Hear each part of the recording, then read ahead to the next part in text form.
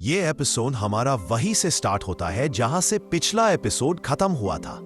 पिछले पार्ट में हमने देखा था कि वंग लिन के कंधे पर एक सेबले आके बैठ गया था। अब आगे 3 छोटे सेबल्स थे। उनमें से एक पर्पल सेबल, जिसकी थर्ड आई से शांत रोशनी पूरे शरीर में फैल रही थी, वह वैंग लिन के कंधे पर बैठा हुआ था और उसे गहराई से देख रहा था। उसकी नजरें अजीब सी चमक के साथ वैंग लिन पर टिकी हुई थी, मानो एकदम स्थिर हो। वैंग लिन ने सेबल को ध्यान से देखा। जब उसने पहले कल्टीवेशन अलायंस के एल्डर सन के पास इसे देखा था, तभी कुछ जाना पहचाना सा लगा था। अब पास से देखते हुए उसने विशेष रूप से सेबल के माथे पर मौजूद थर्ड आई को गौर से देखा। उसकी थर्ड आई में स्टारलाइट सी झलक थी, जो देखने वाले को मानो अपनी ओर खींच रही थी, जिससे नजर हटाना मुश्किल हो जाता। स्टार मार्क्ड मार्टिन, बचपन में देखा हुआ स्टार मार्क्ड मार्टिन। वैंग लिन की आंखें सिकुड़ गईं। उसने सेबल की पहचान कर ली। एंशिएंट गॉड 2C की इनहेरिटेंस से मिली यादों में इसका जिक्र था। यह सेबल एक अद्भुत जीव था, जो सितारों से भरे आकाश में मिलता था। बड़े होने पर यह संसार को बदलने लायक शक्ति पा सकता था, यहां तक कि मानव रूप भी धारण कर सकता था। यह मिस्टिकल एबिलिटी पपेट्स के लिए सर्वोत्तम मटेरियल माना जाता था। हालांकि बचपन में इसकी शक्ति बहुत कमजोर होती थी, लेकिन इसकी गति इतनी तेज थी कि कल्पना से परे। इसके अलावा यह खुशी से क्रिस्टल स्टोन्स निगलता था, जिनसे धीरे धीरे इसका विकास होता। 2C की यादों में स्टार मार्क्ड मार्टिन्स की संख्या बहुत थी। उनके शरीर से विशेष पिल निकालकर मैजिकल ट्रेजर्स रिफाइन किए जाते थे और टेलीपोर्ट फॉर्मेशंस पर अंकित किए जाते थे। उनकी गति एकदम अकल्पनीय स्तर तक पहुंच जाती थी, लेकिन अब दसियों हजार साल बीत चुके थे। शायद यह प्रजाति लगभग समाप्त ही हो चुकी थी। एंशिएंट गॉड के युग में स्टार मार्क्ड मार्टिन सबसे अच्छे पालतू माने जाते थे। खासकर उनकी गति की वजह से एंशिएंट गॉड्स को ये अत्यंत प्रिय थे, और ये मार्टिन्स विशेष रूप से बचपन वाले एंशिएंट गॉड ऑरा को बेहद पसंद करते थे। उन्हें पकड़ना मुश्किल नहीं था, वे खुद ही पास आ जाते थे। अगर कोई बचपन का एंशिएंट गॉड उनके साथ रहे तो मार्टिन को भारी लाभ मिलता। एंशिएंट गॉड के विकास के साथ साथ वे उसकी विशाल ही जो छोटा सेबल वैंग लिन के सामने था, उसकी थर्ड आई से स्टारलाइट चमक रही थी। ऐसा जीव हजारों साल पहले ही समाप्त हो जाना चाहिए था, लेकिन ये यहां मौजूद था। वैंग लिन के मन में हलचल हुई। उसने स्टोरेज बैग से बहुत सारे हाई ग्रेड स्पिरिट स्टोन्स निकालकर सेबल के सामने रख दिए, लेकिन सेबल ने स्पिरिट स्टोन्स की तरफ देखा भी नहीं, बल्कि वैंग लिन को ही घूरता रहा। उसकी आंखों में शंका का भाव था। अचानक उसका शरीर झिलमिलाया और वह वैंग लिन के कंधे से गायब हो गया। वैंग लिन ने ठुड्डी छुई और सोचा, ये स्पिरिट स्टोन्स क्यों नहीं चाहता? शायद एंशिएंट गॉड ऑरा बहुत कमजोर है इसलिए। वैंग लिन के शरीर में सचमुच थोड़ी एंशिएंट गॉड ऑरा थी, लेकिन वह बहुत कमजोर थी। ये ऑरा उसकी ट्रू बॉडी के साथ सिंथेसिस के दौरान बची रह गई थी और समय के साथ धीरे धीरे मिट रही थी। शायद सेबल इसी ऑरा के पीछे आया था, लेकिन यह देखकर निराश हो गया कि ऑरा बहुत कम थी। हालांकि वह ऑरा बहुत सुखद और परिचित सी लगी थी, मानो लंबे समय बाद उसने उसे फिर से महसूस किया हो। वैंग लिन ने स्पिरिट स्टोन्स वापस रख लिए और इस बार उसके हाथ में एक इमोर्टल जेड आ गया। जैसे ही उसने जेड दिखाया, सेबल तुरंत पर्पल रोशनी की तरह प्रकट हुआ। उसकी गति इतना तेज थी कि समझ से परे थी। वह वैंग लिन के हाथ के ऊपर आसमान में झलका और सीधे छोटा मुंह खोलकर इमोर्टल जेड को काट लिया और गायब हो गया। अगले ही क्षण सेबल फिर एल्डर सन के कंधे पर प्रकट हुआ। उसके मुंह में इमोर्टल जेड था, जिसे उसने कुतरना शुरू कर दिया, लेकिन उसकी नजरें बार बार वैंग लिन की तरफ जाती थी, विशेषकर उसकी स्टोरेज बैग पर। एल्डर सन ने इसे देखा, हल्की मुस्कान दी और वैंग लिन की ओर सिर हिलाकर इशारा किया। इस समय ऑल सीयर शुभ बादलों पर क्रॉस लेगेड बैठा और दाव का उपदेश देना शुरू किया। डे की टेक्निक 99 टर्न्स ऑफ युआन के समान है। पुराने समय से मैं कल्टीवेशन के पाथ पर चला हूं। मैं ये नहीं कहता कि मैंने सभी मिस्टिकल एबिलिटीज समझ लिए हैं, लेकिन उनके एसेंस को कुछ हद तक जाना है। पाथ ऑफ कल्टीवेशन का अर्थ है कैरेक्टर की कल्टीवेशन। ये दाओ शब्द क्यों? ये दाओ क्या है? Qi condensation, foundation establishment, core formation, nascent soul, soul formation, soul transformation और असेंडेंट। ये पाथ ऑफ कल्टीवेशन का पहला स्टेप है। सच कहूं तो मुझे लगता है कि यह कैरेक्टर की कल्टीवेशन से ही जुड़ा है। वांग लिन ने ध्यान से सुना। उसकी अब तक की कल्टीवेशन पूरी तरह स्वयं के प्रयास से थी और कल्टीवेशन आर्ट्स बिखरे हुए थे। गहराई वाली समझ की कमी थी। ऑल सीयर ने आगे कहा, असेंडेंट के बाद फॉल्स और ट्रूथ टू इंटेंट, फिर वैनिशिंग थ्री रेल्म आते हैं। कई फेलो डाओइस्ट्स यहां अटक जाते हैं और आगे बढ़ना मुश्किल हो जाता है। यह पाथ ऑफ कल्टीवेशन का दूसरा स्टेप है। इस दूसरे स्टेप में कैरेक्टर की कल्टीवेशन से देवत्व जैसी स्थिति को पाना जरूरी है। दाओ के एक ही शब्द पर संपूर्ण साधना आधारित है, लेकिन अफसोस मैं भी इसे पूरी तरह समझ नहीं पाया हूं। ऐसा लगता है मानो कोई रहस्यमयी शक्ति हमें पूर्ण समझ से रोक देती है। उसकी आवाज धीरे धीरे पूरे क्षेत्र में फैल गई। माहौल शांत हो गया। एल्डर सन भी चुपचाप बैठा रहा। आंखों में बेबसी झलक रही थी। तभी एक ब्लैक क्लोथ्स कल्टीवेटर ने पूछा, ऑल सीयर सीनियर, तीसरा स्टेप पाथ ऑफ कल्टीवेशन का क्या है? वह व्यक्ति भयावह लग रहा था।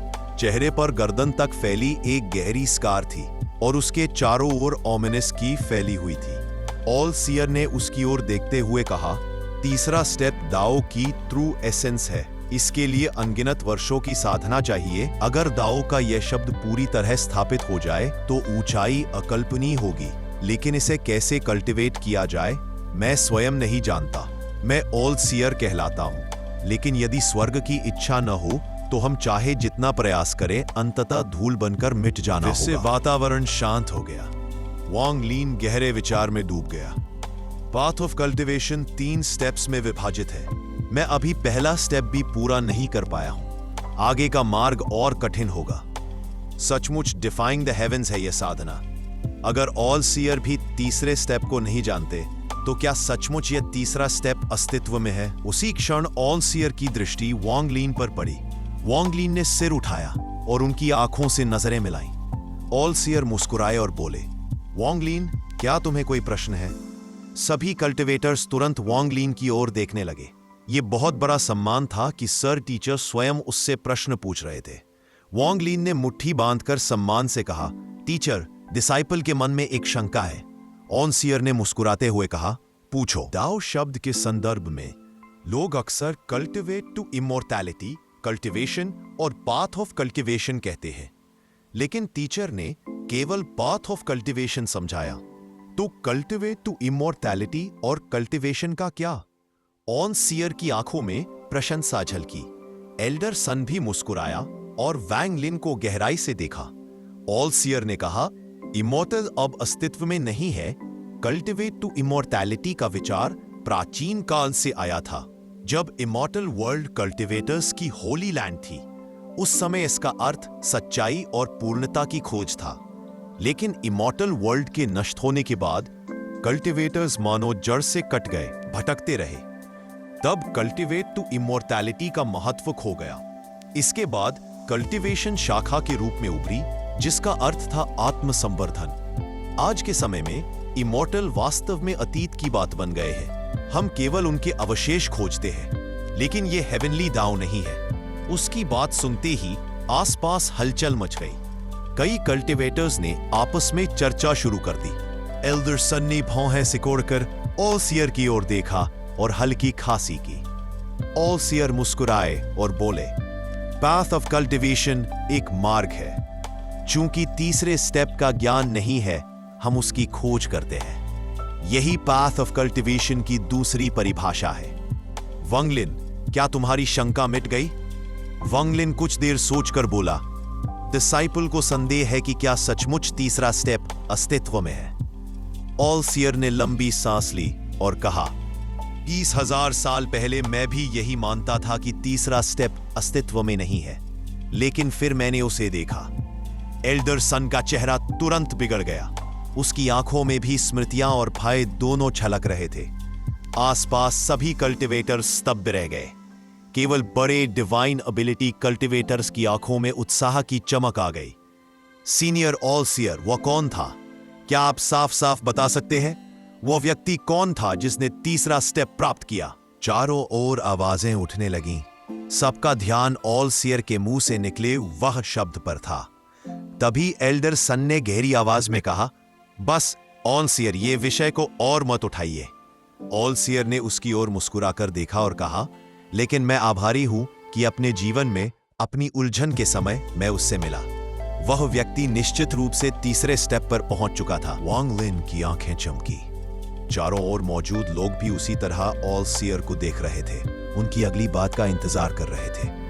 थोड़ी देर बाद एल्डर सन ने लंबी सांस ली, चुपचाप सिर हिलाया और कहा, यह ओल्ड मैन ऑन सीयर का स्वभाव हमेशा से ही अजीब रहा है। जो कहना होता है कह ही देता है। ऑन सीयर मुस्कुराते हुए बोले, कल्टीवेशन अलायंस ने अनगिनत सालों तक एक ही व्यक्ति के हाथों सबसे बड़ा संकट झेला था, लेकिन वह अब यहां नहीं है। वह वही व्यक्ति था जिसने तीसरे स्टेप में प्रवेश किया था। अफसोस यह है कि वह थोड़े समय के लिए ही प्रकट हुआ, फिर कभी उसका कोई संदेश नहीं मिला। इसके बाद ऑल सीयर ने अपना प्रीच द दाव जारी रखा। हालांकि कल्टीवेटर्स के मन में बस वही वह व्यक्ति घूम रहा था, लेकिन ऑल सीयर ने उस पर और चर्चा नहीं की। 3 दिन तक यह प्रीच द दाव चलता रहा और फिर समाप्त हुआ। वांग लिन शांति से सुनता रहा और धीरे धीरे कुछ गहरी समझ उसके मन में उतरी। फिर ऑल सीयर बोले, 10,000 साल की प्रीच द दाव की लॉन्गेविटी के बाद अब शुभ अवसर है। मैं अब एक मिडिल ग्रेड इमॉर्टल टेक्निक प्रदर्शित करूंगा। यदि फेलो डाओइस्ट्स ध्यान देंगे तो बहुत कुछ समझ पाएंगे। उनकी आवाज गिरे ही चारों ओर के कल्टीवेटर्स ने सांस रोक ली। सभी ने आंखें गला दी, यहां तक के बड़े डिवाइन एबिलिटी कल्टीवेटर्स भी, जिनकी शक्ति ऑल सीयर से थोड़ी ही कम थी। इमॉर्टल टेक्निक्स अत्यंत दुर्लभ थी और मिडिल ग्रेड इमॉर्टल टेक्निक्स तो और भी। यही वजह थी कि ऑल सीयर के जन्मदिन पर इतनी भीड़ जुटी थी। उनकी प्रसिद्धि, प्रीच द डाओ सुनने का अवसर और सबसे बड़ा आकर्षण था उनका इमॉर्टल टेक्निक प्रदर्शन। वांग लिन ने गहरी सांस ली। उसने आज तक कोई इमॉर्टल टेक्निक नहीं देखी थी। उसने जो देखा था वह लोअर ईयर इमॉर्टल टेक्निक्स की नकल करके बने फॉरबिडन आर्ट्स थे, और फॉरबिडन आर्ट्स ही इतने शक्तिशाली थे कि उनकी तुलना से परे। तो असली इमॉर्टल टेक्निक कितनी भयानक होगी यह कल्पना करना मुश्किल था। सभी लोग ऑल सीयर को घूर रहे थे। तभी अचानक दूर क्षितिज पर बिजली कड़कने की आवाज गूंजी। आकाश में स्वॉर्ड डाउ की चमक फैल गई, जैसे असंख्य मीटियर्स पागलपन की तरह बरस रहे हों। स्वॉर्ड लाइट की संख्या अनगिनत थी, मानो आकाश को ढक ले। बीच बीच में गूंजती तलवारों की चीख ने धरती आसमान हिला दिए। वांग लिन ने यह दृश्य अपने जीवन में केवल एक बार देखा था, जब इमोर्टल वर्ल्ड में व्हाइट रोब्ड महिला रेन स्वॉर्ड सोल को जगाने के बाद इमोर्टल स्वॉर्ड को बुलाती है और पूरा इमोर्टल वर्ल्ड तलवारों से भर गया था। ऑल सीयर का चेहरा शांत रहा। उन्होंने दूर तक नजर डाली। उसी समय असंख्य फ्लाइंग स्वॉर्ड्स पागलों की तरह उमड़ पड़े। ठंडी स्वॉर्ड की तेज धारों की तरह बह रही थी। कमजोर कल्टीवेटर्स तुरंत पीछे हट गए और भीड़ में एक चौड़ा रास्ता बन गया। ओल्ड मैन ऑल सीयर, तुम्हारे जन्मदिन की दावत पर मैं कैसे ना आऊं? यह आवाज आकाश पृथ्वी में गूंज उठी। दूर से असंख्य फ्लाइंग स्वॉर्ड्स के बीच से एक व्यक्ति प्रकट हुआ। उसने अज़्यूर रंग का वस्त्र पहन रखा था। वह बूढ़ा आदमी दुबला पतला था, लेकिन उसके शरीर से हेवेंस माइट जैसा दबाव निकल रहा था। उसकी पीठ के पीछे 4 इल्यूशरी सोर्ड शेड्स तैर रहे थे। हर बार जब वे हिलते, आकाश में बिजली कड़कती। उसके पैरों के नीचे एक स्नेक शेप्ड ट्रेजर्ड सोर्ड था, जिससे भयावह ओमिनस की निकल रही थी। उस पर गहरी रक्त सी लालिमा थी।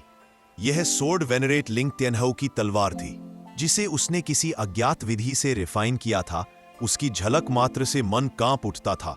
चारों ओर के कल्टीवेटर्स का चेहरा तुरंत पीला पड़ गया और सब पीछे हट गए। वांग लिन की नजर उस स्नेक शेप्ड सोर्ड पर पड़ी। यह वही तलवार थी जिसे इमोर्टल वर्ल्ड में सोर्ड वेनरेट लिंग तेनहौ ने सोर्ड रेन से छीना था। सोर्ड वेनरेट लिंग तेनहौ। भीड़ में कई लोग घबराकर चिल्ला उठे। प्लेनेट तियनयुन पर तियनयुन सेक्ट के सेक्ट मास्टर के बाद यदि किसी का नाम सबसे ऊंचा था तो वह ग्रेट लॉ स्वॉर्ड सेक्ट का यही सोर्ड वेनरेट लिंग तेनहौ था। लिंग तेनहौ का चेहरा ठंडा और अंधकारमय था। उसके पीछे असंख्य फ्लाइंग स्वर्ड्स गूंजते हुए पूरे आकाश में फैल गए थे। वह जोर से गरजा, डिसाइपल्स, आओ और अपने ऑल सीयर सीनियर को प्रणाम करो। उसके शब्द गिरते ही उसके पीछे की फ्लाइंग स्वर्ड्स की गूंज और तेज हो गई। बैंग बैंग बैंग की आवाजों के बीच वे स्वर्ड्स धुंध में बदल गई। वह एजुर धुंध पूरे आकाश पृथ्वी में फैल गई। उस धुंध में असंख्य ठंडी नजरें चमक उठी और अगले ही पल हजारों डिसाइपल्स फ्लाइंग स्वर्ड्स पर कदम रखे हुए प्रकट हुए। वे सभी काले वस्त्र पहने थे, पीठ पर प्लेन स्कैबर्ड, और उनकी नजरें बिजली जैसी तेज थीं, सीधे ऑल सीयर पर टिकी हुई। उनकी संख्या 10,000 से भी अधिक थी। लिंग तियानहो ने हंसते हुए एल्डर सन की ओर देखा और कहा, अरे एल्डर सन भी यहां मौजूद हैं। एल्डर सन मुस्कुराए और बोले, ऑल सीयर पुराने मित्र का जन्मदिन है, मैं भला कैसे ना आता। लिंग तियानहो ने ऑल सीयर की ओर देखा और कहा, ओल्ड मैन ऑल सीयर, क्या हुआ, मुझे देखकर खुश नहीं हो? ऑल सीयर शांत भाव से मुस्कुराए और बोले, तुम सही समय पर आए हो। मैं अपने इमॉर्टल टेक्निक के प्रदर्शन के लिए तुम्हें लक्ष्य बनाऊंगा ताकि फेलो डाओइस्ट्स इससे सीख सके। कैसा रहेगा? लिंग तेनहो ने ठंडी मुस्कान दी, मेरी भी यही इच्छा है। ऑल सीयर ने हाथ उठाया, सीक्रेट सील्स बनाए और बोले, आज मैं मिडिल ग्रेड इमॉर्टल टेक्निक दिखाऊंगा। इसका नाम है डायरेक्टिंग इमॉर्टल टेक्निक। यह प्राचीन इमॉर्टल वर्ल्ड से आई है। इसे प्रदर्शित करने पर कोई भी महान शक्ति निकट नहीं आ सकती। अब कृपया ध्यान दें। लिंग तेनहो की आंखें ठंडी चमक से भर गईं। ऑल सीयर ने अपने दोनों हाथों से स्कारलेट लाइट को आकार दिया। वह रोशनी आकाश की ओर उछल गई। Middle grade directing immortal technique. All seer की आवाज गूंजी और अचानक पूरा आकाश लाल हो गया। लाल बादलों में गड़गड़ाहट और बिजली कड़कने लगी, मानो 10,000 चांदी के सांप चारों ओर फैल रहे हो। आकाश से हेवंस माइट उतर आया। कमजोर अल्टीवेटर्स तुरंत पीले पड़ गए और नीचे गिरकर मेडिटेशन में बैठ गए। वांग लिन के भीतर इमॉर्टल स्ट्रेंथ बेकाबू होकर डगमगाने लगी। उसका शरीर हल्का कांप रहा था। केवल उसके बाएं हाथ की 3 रेवोल्यूशन गोल्डन इमॉर्टल स्ट्रेंथ स्थिर थी। उसने तुरंत उसी शक्ति को पूरे शरीर में प्रवाहित किया, बाकी इमॉर्टल स्ट्रेंथ से अलग रखते हुए। धीरे धीरे उसका शरीर स्थिर हो गया। हालांकि चेहरा पीला था, लेकिन वह डटा रहा। पर्पल डिपार्टमेंट के डिसाइपल्स में केवल वांग लिन और 4th सीनियर सिस्टर टिक पाए, बाकी सब गिर पड़े। ऑल सीयर की आंखों में रोशनी चमकी। उन्होंने हाथ उठाकर लिंग तियानहो की ओर इशारा किया, लेकिन उंगली आखिर में उसके डिसाइपल्स की भीड़ पर गिरी। लिंग तियानहो का चेहरा अंधकारमय हो गया और वह आगे बढ़ने ही वाला था कि ऑल सीयर मुस्कुराए और बोले, डायरेक्टिंग। तुरंत ही आकाश की परतें पट गईं और 7 रंगों की रोशनी फूट पड़ी। वह रोशनी लिंग तियानहो के डिसाइपल्स पर छा गई। ग्रेट लुओ सोर्ड सेक्ट के डिसाइपल्स की आंखें धुंधली हो गई। उनका शरीर बेकाबू होकर 7 रंगों की रोशनी में ऊपर उड़ने लगा। लिंग तियानहो गरजा और उसकी स्नेक शेप्ड फ्लाइंग स्वॉर्ड बिजली की तरह आकाश में छलांग मार गई। ऑल सीयर मुस्कुराए और हाथ से इशारा किया। तुरंत वह तलवार धीमी हो गई और भीषण स्वॉर्ड क्राई करने लगी। लिंग तियानहो के माथे से लाल रोशनी निकली और शून्य में बदलकर एक विशाल किलिन बीस्ट का रूप ले लिया। वह भयंकर दैत्य जैसे खुरों से आकाश को रौंदता हुआ ऑल सीयर की ओर लपका। उसी क्षण वांग लिन के वेनरेट सोल स्ट्रीमर में भीषण गर्जना गूंज उठी, मानो उसकी ओरिजिन सोल को हिला रही हो। वेनरेट सोल स्ट्रीमर के अंदर गूंजती गर्जना सोल बैनर में दिखाई दी और वांग लिन की ओरिजिन सोल में प्रतिध्वनित हुई। हालांकि यह उसके शरीर तक नहीं फैली थी, लेकिन जिस किलिन बीस्ट ने ऑल सीयर पर धावा बोला था, वह अचानक आधा सुनकर ही कांप उठा। उसका विशाल सिर घूमा और उसकी जोड़ी ऑमिनस आंखों में ऐसी प्रचंडता उभरी कि चारों ओर की भीड़ में हर किसी की रूह कांप गई। लेकिन उसी क्षण वांग लिन के वेनरेट सोल स्ट्रीमर में मौजूद किलिन का रेमनेंट सोल गरज उठा और फिर तुरंत छिप गया। इस वजह से लिंग तियानहो का किलिन बीस्ट ढूंढता रहा, लेकिन कुछ भी समझ नहीं पाया। स्वॉर्ड वेनरेट लिंग तियानहो की भौं सिकुड़ी। उसी समय किलिन बीस्ट का रुक जाना और स्नेक शेप्ड इमॉर्टल स्वॉर्ड का ऑल सीयर के हाथों नियंत्रित होना दोनों ने मिलकर आकाश में चल रही middle grade directing immortal technique को अपनी पूरी शक्ति प्रकट करने का अवसर दिया।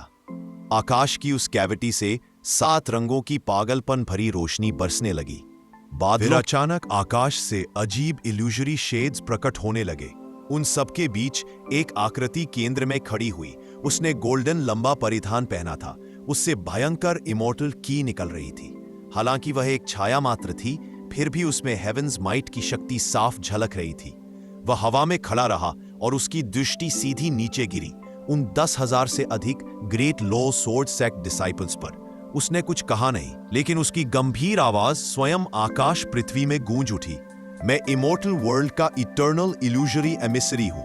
यह शरीर केवल नश्वर जगत के कल्टिवेटर्स से मिलने आया है। उसकी आवाज के साथ ही उसकी विशाल हथेली नीचे गिरी।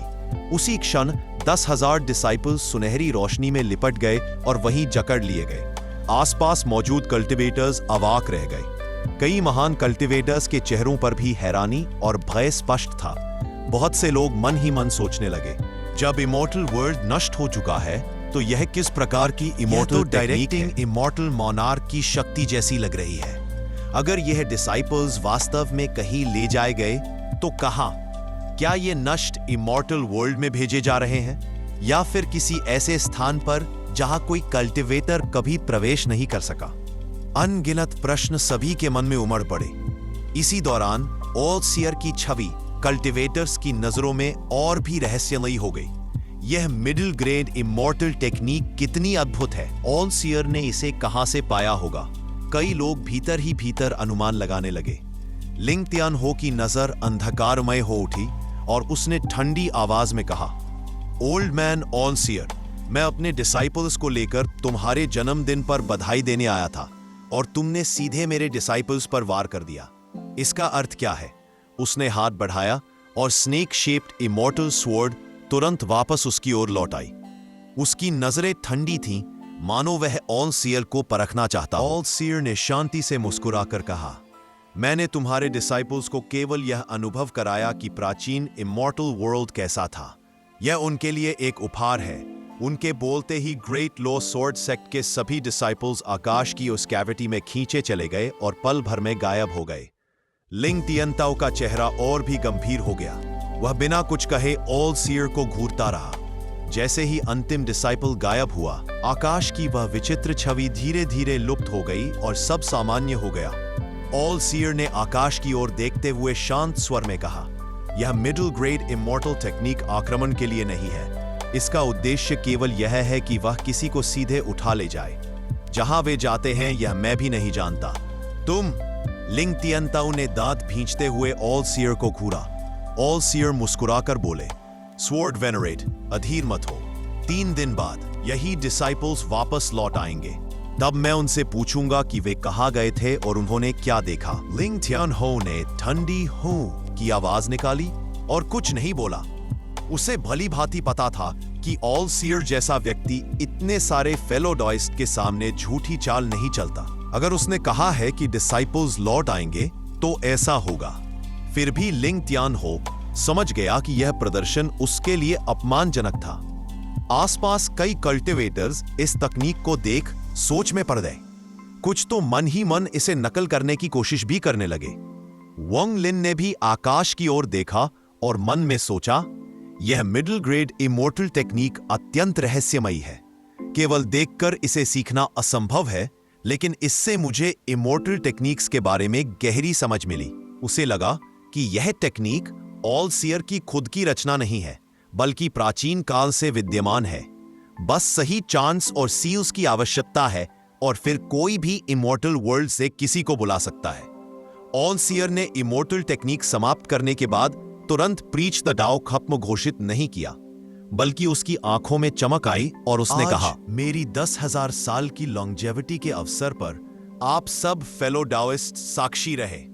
मेरे 7 डिसाइपल्स हैं, लेकिन अब तक तियन यून 7 सन्स की उपाधि येलो और पर्पल डिपार्टमेंट्स में से किसी को नहीं दी गई। आज इन्हीं दोनों डिपार्टमेंट्स के डिसाइपल्स को यह उपाधि दूंगा। उसके इन शब्दों पर सभी कल्टीवेटर्स की नजरें तुरंत येलो और पर्पल डिपार्टमेंट्स के डिसाइपल्स की ओर मुड़ गई। लेकिन अधिकांश की दृष्टि येलो डिपार्टमेंट पर ही केंद्रित रही, क्योंकि पर्पल डिपार्टमेंट को सब कमजोर मानते थे। येलो डिपार्टमेंट के 6 डिसाइपल्स में से तीसरे डिसाइपल ने 30 साल पहले तियानयुन 7 सन्स का स्थान पाया था, लेकिन फिर रहस्यमय ढंग से गायब हो गया था। इस समय येलो डिपार्टमेंट के डिसाइपल्स का चेहरा शांत था। उनमें से अंतिम पंक्ति में खड़ी एक मध्य आयु की महिला आगे बढ़ी और बोली, डिसाइपल फॉरफिट्स। उसके बोलते ही येलो डिपार्टमेंट के कुछ और डिसाइपल्स एक एक कर सामने आए और फॉरफिटिंग की घोषणा की। अंततः केवल 2 डिसाइपल्स शेष बचे। इनमें से एक वही था जिसे हाल ही में ऑल सीयर ने मिडिल ग्रेड इमोर्टल आर्टिफैक्ट कुनपंग प्रदान किया था। दूसरा एक बूढ़ा व्यक्ति था जिसका चेहरा झुर्रियों से भरा, कद छोटा और दुबला था। उसे देखकर लगता था मानो कोई बूढ़ा बंदर हो। यह येलो डिपार्टमेंट का बॉस था, फेट डाओ फॉर्चून। वह 800 वर्षों तक तियानयुन 7 सन्स रह चुका था, जब तक तीसरे डिसाइपल ने उसका स्थान नहीं ले लिया। पर उसे प्रतिस्पर्धा की कोई इच्छा न थी। वह सारा समय साधना और एकांत में बिताता था। अब उसने सिर झुकाया और बोला, सर टीचर, मैं भी फॉरफिट्स करता हूं। हमारे येलो डिपार्टमेंट में कुनपंग सबसे उपयुक्त है। ऑल सीयर ने फेट डाओ फॉर्चून की ओर गहरी दृष्टि डाली।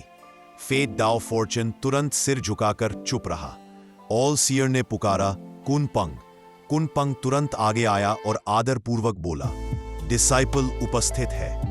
ऑल सीयर ने गंभीर स्वर में कहा, आज से तुम येलो डिपार्टमेंट के तियानयुन 7 सन्स में से एक हो। यदि सहस्राब्दियों तक इस स्थान को बनाए रख सकोगे तो मैं तुम्हें एक पूर्ण लोअर टियर इमॉर्टल टेक्निक प्रदान करूंगा। याद रखो, तियानयुन 7 सन्स केवल उपाधि नहीं, बल्कि तियानयुन सेक्ट की प्रतिष्ठा और मेरे जेन्युइन डायरेक्ट डिसाइपल होने का प्रतीक है। क्या तुम इस दायित्व को निभा सकते हो? कुनपंग तुरंत हवा में झुककर घुटनों के बल बैठ गया और गंभीर स्वर में बोला, डिसाइपल टीचर की वाणी को हृदय में अंकित करता है। ऑल सीयर ने हाथ उठाकर उसके माथे पर दबाया। तुरंत ही एक पीली रोशनी प्रकट हुई और उसके माथे से एक येलो क्रिस्टल निकलकर ऑल सीयर की हथेली में आ गया। ऑल सीयर ने कहा, यह तियानयुन 7 सन्स की उपाधि का प्रतीक है। इसे संभालो। जब तुम बाहर जाओगे तब मैं तुम्हें एक लाइफ सेविंग मैजिकल ट्रेजर भी दूंगा। कुनपंग ने गहरी सांस ली और भीतर के उत्साह को दबाने की कोशिश की। उसे पहले से पता था कि वह येलो डिपार्टमेंट का 7 सन चुना जाएगा, लेकिन अब जब यह सच हुआ तो उसे सपना सा लग रहा था। वैंग लिन चुपचाप खड़ा यह सब देख रहा था। उसकी नजर फेट डाओ फॉर्चून पर टिकी हुई थी। तभी उसने देखा कि जब ऑल सीयर ने क्रिस्टल निकाला, फेट डाओ फॉर्चून की आंखें एक क्षण के लिए सिकुड़ गईं। उसमें भय झलक गया, लेकिन अगले ही पल उसका चेहरा फिर शांत हो गया। यह सूक्ष्म परिवर्तन केवल वैंग लिन में ही देखा। कुछ देर बाद फेट डाओ फॉर्चून ने उसकी ओर एक नजर डाली और हल्की सी अजीब मुस्कान दी, मानो सब कुछ जानता हो। ऑल सीयर ने अब पर्पल डिपार्टमेंट की ओर देखा और कहा, अब मेरी पर्पल डिपार्टमेंट के डिसाइपल्स की बारी है। वैंग लिन, ज़ाओ शिनमिन, बाई वे, क्या तुम तीनों तैयार हो?